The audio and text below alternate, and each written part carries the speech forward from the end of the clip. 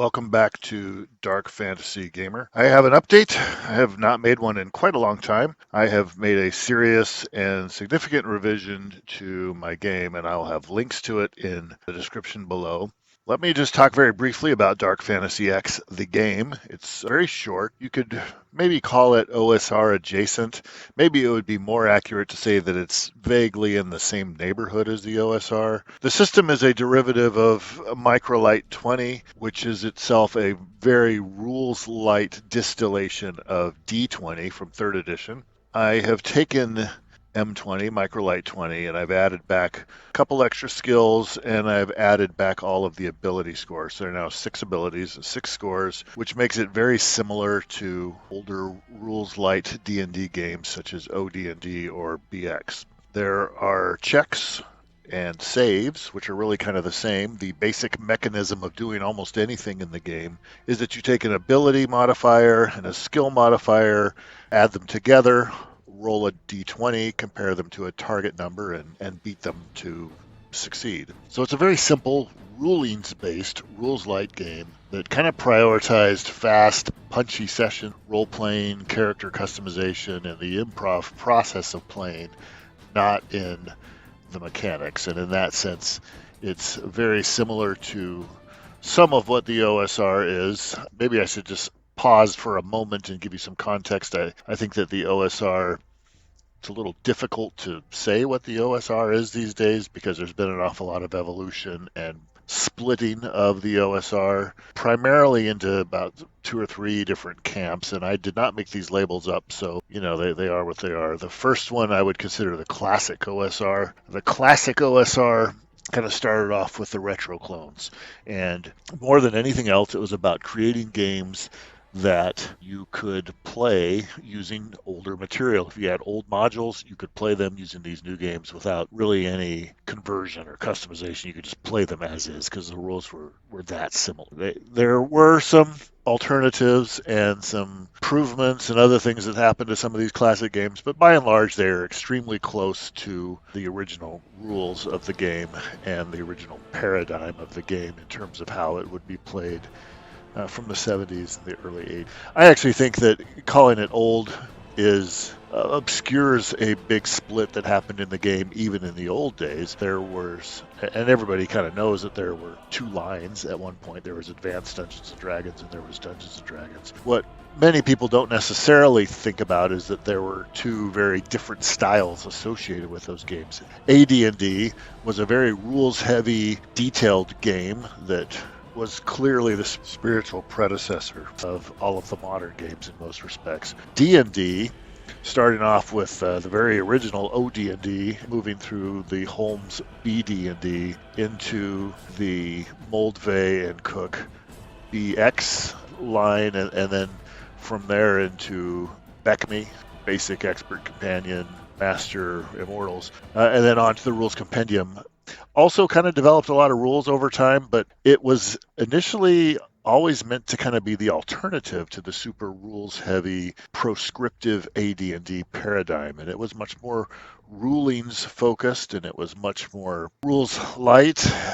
And I think a lot of people consider that to be the way the that seems like that's an OSR trait, but it's not necessarily true. The OSR was kicked off when Osric was made as a clone of AD&D. So OSR was originally about AD&D, which is the much more rules-heavy paradigm. Only later did it kind of acquire, if you will, the association with rules light and the association with OD&D through games like Swords and Wizardry, and with the Moldvay books in particular, which kind of retro clones of the Moldvay books in particular kind of rose to the top and became kind of a de facto standard of classic OSR. And there's a number of games that have done that well: Labyrinth Lord, Basic Fantasy, and then more recently what has become an extremely popular version is Old School Essentials, which has become kind of a de facto standard, the classic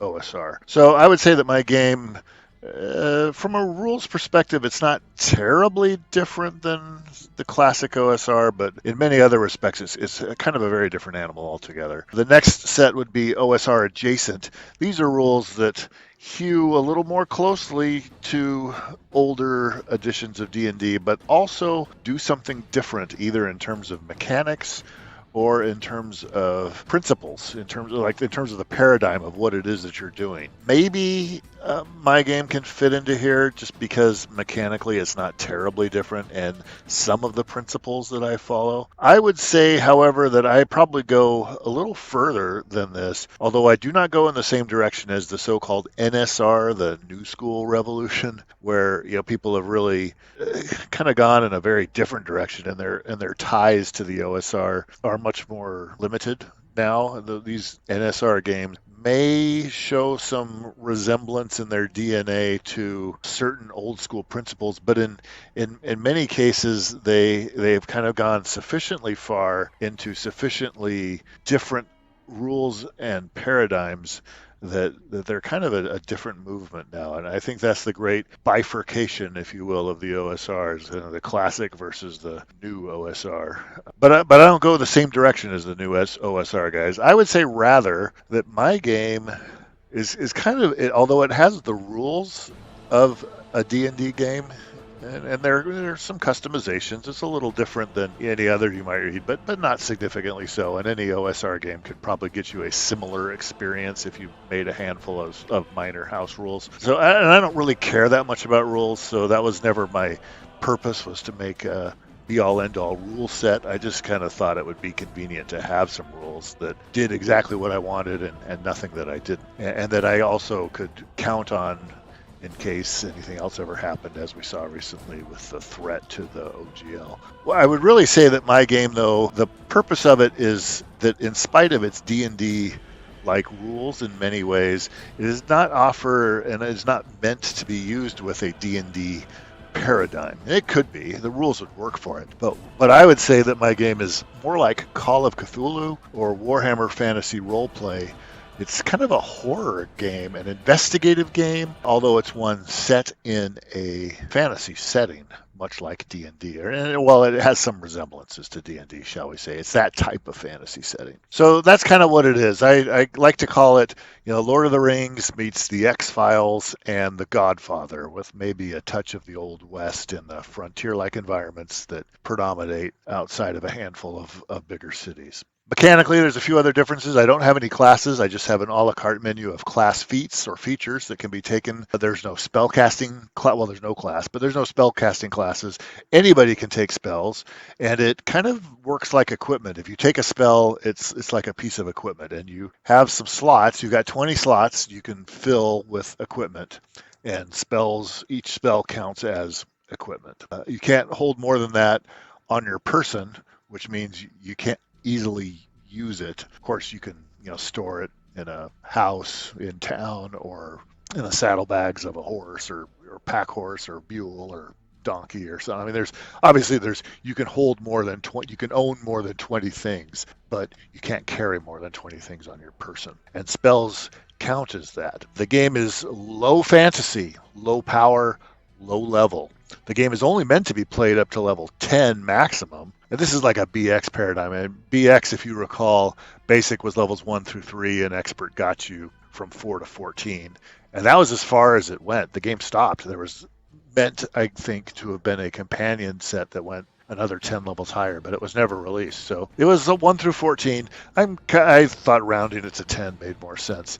Realistically, though, I don't think I'd ever played a level 10 with anybody. I expect very slow, I should say, character level progression. If you think about something like a Paizo Adventure Path or one of the big campaigns published by Wizards of the Coast for 5th edition, they are meant to take you from first level to 14th or 15th or sometimes even higher.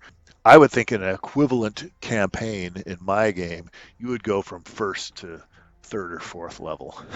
So it's meant deliberately to be a much more low fantasy, low power, and low level. In fact, I considered doing away with levels altogether, but I kind of like levels, and they're easy to calibrate against, and it makes it feel more like D&D, which to somebody like me, the familiarity is worth a few sacrifices in other areas. So I recognize, like I said, that there's no need for this game. Almost any OSR-like game would do the trick passably well enough, or any M20 game. In fact, for a long time, my game was an M20 game, a Microlight 20 game. It only had 3 abilities, only had 5 skills. It had a number of classes that were based on Microlight classes. So any of those would work. You'd have to take the races if you wanted to use them. But honestly, like I said, I don't really care that much about rules. So I'm just consider this a house rule set that does what I need, and I don't have to worry about what anybody else is doing out there in the role-playing world. In at least one sense, I'm very much against the OSR grain. Warhammer Fantasy Roleplay and the Enemy Within campaign overall was very deliberately designed to be kind of an anti-dungeon crawl and preferred to present, I guess, a more investigative horror-like game, which is what I also prefer. Let me read just a brief section of what Graham Davis, one of the original authors of the Enemy Within campaign, said in one of the recent companions to the Enemy Within reprint and rewrite to the director's cut, if you will. I'm only going to read just a very small passage, but I think that this really kind of sums up where I'm at as well. This is how it starts. Write a bloodless Cthulhu adventure for Warhammer. That was how it started. It was 1986, and I had been at Games Workshop for a couple of months. Based on my role-playing writing for the British gaming magazines, including White Dwarf, I had been hired to get Warhammer Roleplay, as it was known at the time, over the finish line and into publication. I arrived to find an extensive manuscript by Rick Priestley and 2 piles of notes by Warhammer's other creators, Brian Ansell and Richard Hallowell, and a deadline that was 4 months away. In order to be in the shops in time for Christmas, the core book had to be at the printers by the end of September. Although Richard Hallowell had written a short adventure for the rulebook, we all knew the game would need more support than that, especially in the crucial few months after the rulebook's release. We also knew that the rules would need to be play-tested as much as we could in the time, and one introductory adventure was nowhere near enough to achieve that. When Brian gave me that now famous line brief for the adventure that would become Shadows over Bogenhofen role-playing, especially British role-playing, was in a state of flux. Horror RPGs had arrived about 5 years previously and had done more than any previous genre of RPG to bring role-playing out of the dungeon. They created a fashion for investigation and NPC interaction over simple monster bashing. Around the same time, a box city set for RPGs appeared based on the shared setting Thieves' World stories of Robert Asprin and others. It was one of the first sandbox city adventures, and although not the first city pack to be published for an RPG, it was by far the most successful. Other cities as adventure settings appeared over the next few years with locales, NPCs, and adventure seeds galore. Dungeons were becoming passé. And let me pause. I have a little bit more to read, but let me pause and just say that right there summarizes my approach in a single sentence. Dungeons had become passé. I actually never had much interest in them. I think the exploration of dungeons bears no resemblance whatsoever to anything that I read in the fantasy genre before I started playing D&D. It was nothing like Lord of the Rings. It was nothing like the Taran Wanderer or the Book of Three and that whole series. I'm drawing a blank on what the series overall is called. It was nothing like Fafhrd and the Grey Mouser. It was nothing like Conan. It was nothing like Tarzan. It was nothing like, again, any of the fantasy that I loved so much that brought me into the orbit of D&D in the first place. So I was always really kind of frustrated with D&D that it was so obviously geared toward something that I didn't enjoy. And I, to be honest with you, kind of struggled to understand why people would enjoy it. I mean, I guess you have to think about D&D and how it started as a war game, essentially, that kind of became very unusual and focused on a single character that a player would play. And it in that sense, how it developed into the game that it did makes some sense. But if you were like me, a kid in the 70s and 80s who liked fantasy, liked dragons and monsters and mythology, who watched Ray Harryhausen movies and stuff like that, read the Lord of the Rings, whatever, you would look at D&D and you would find that it didn't resemble anything that you knew from fantasy very well at all. There were superficial trappings that were similar, but the adventures, the whole gig of what you were expected to do just did not track from books that were which had been published for decades prior to the release of D&D, which Gary Gygax referred to famously in the Appendix N as the sources which he borrowed from and was inspired by to create D&D. Well, if that's so, how is it that the game doesn't resemble them in terms of what you're expected to do, what your characters are like, what your setting's like, what the basic activities are, what the story, if you will, of D&D even is? Anyway, let me go back to reading the rest of this. I only have a small section left to read. It was not surprising then that the Oldenhaler contract, the beginning adventure in the first edition Warhammer Fantasy Roleplay book, was set in a city and involved negotiating a three-way fight between criminal gangs. It also wasn't that surprising that it ended in a confrontation with a group of cultists and a strange-looking beast. And it was probably not surprising that my adventure, Shadows over Bogenhofen, involved investigating a chaos cult.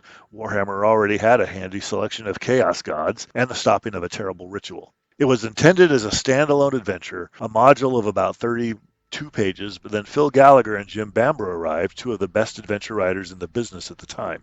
After helping put the core rulebook to bed, Jim and Phil began to plan out a campaign for Warhammer Fantasy Roleplay. The storyline, in contrast to the open field battles of the Warhammer Miniatures game, dealt with agents of chaos who corrupted the nations of the old world from within. Townsfolk, conspiracies, intrigue, and corruption abounded in this new mix of fantasy, investigation, and horror. And there again, that is exactly what Dark Fantasy X is about. There are no dungeons. Well, I mean there are. It's a couple of cells beneath the castle where the Lord throws his prisoners.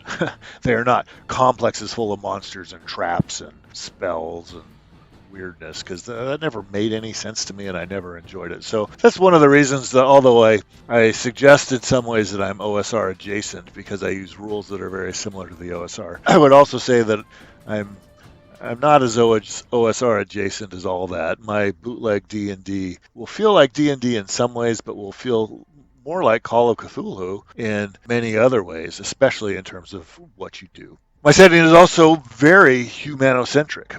In fact, although I do have a number of non-human or demi-human, I should say, races, my intent is that none of them are available at the start of play in a campaign.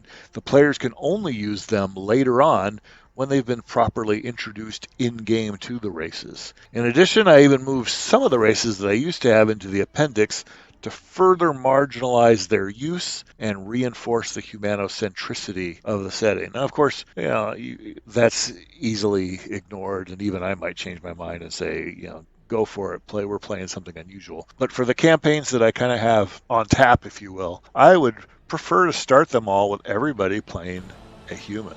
And, as characters die or the players maybe get tired of them and want to do something different, or who knows what else may happen. You never know. I would allow them gradually to, quote unquote, unlock other races that they could then be. But,